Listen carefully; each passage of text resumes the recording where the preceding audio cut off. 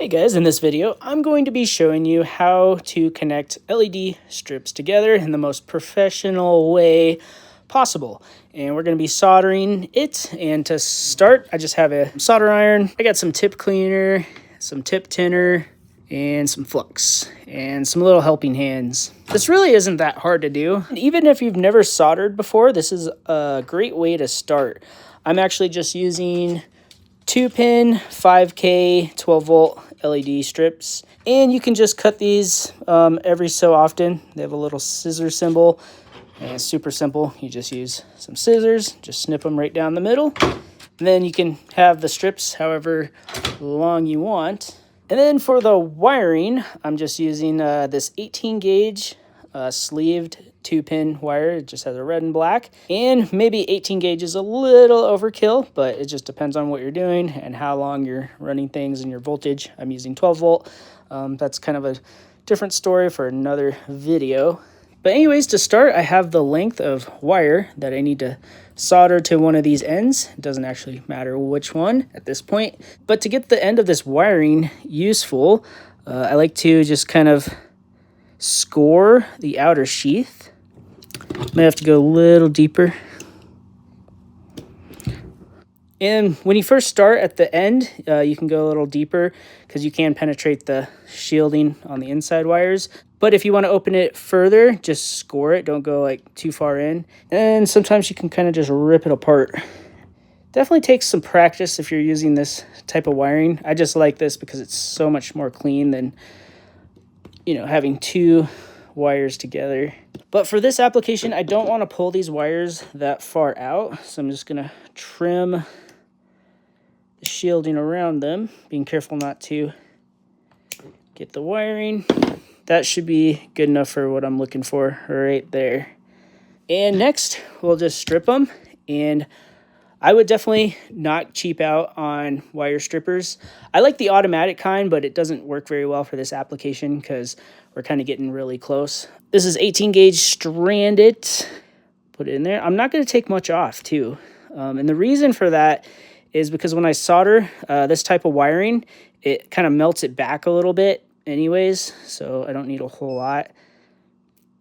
If you're using silicone wiring, you just do it exactly how much you need because that stuff is so heat resistant. I haven't been able to find silicone wiring with an outside shield with like multiple conductors on the inside. I might exist, but I didn't look too hard. But next I'll just dip the wires in the flux here. But I personally like to use a bit of flux just because it makes everything so nice. But anyways, I got the solder iron. I'm going to put a little bit of solder on there, and that'll just conduct the heat. And then I'm going to touch that liquid solder on the tip on the bottom of one of these wires, and then I'm just going to push the solder in. And look at how nice that's tinned. It's all shiny. Melted it back quite a bit, actually. Probably a bit more than I want it to. You definitely want to kind of go fast just so you don't melt too much.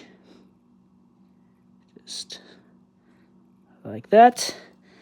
Yeah, definitely melted a bit, but we'll be okay. Because once I have it in the LED channels, I will encase it in some hot glue. And then next I'll tin the LED strip. Just figure out which side you want to attach the wire to. I like to just kind of use a toothpick, put a little bit of flux on the pads, positive and negative. The 2-pin LED strips are much easier to solder. Unlike the 4-pin, the RGB and stuff, they're definitely a bit more challenging. It's a lot more wires you have to deal with. But anyways, I'll just flip this around. It's a little bit easier to get to it. But just like before, I'll put a little solder on my solder iron and then kind of touch the tip of the pad and flow solder on there. And it's also not a bad idea to dip the tinned wires in the flux.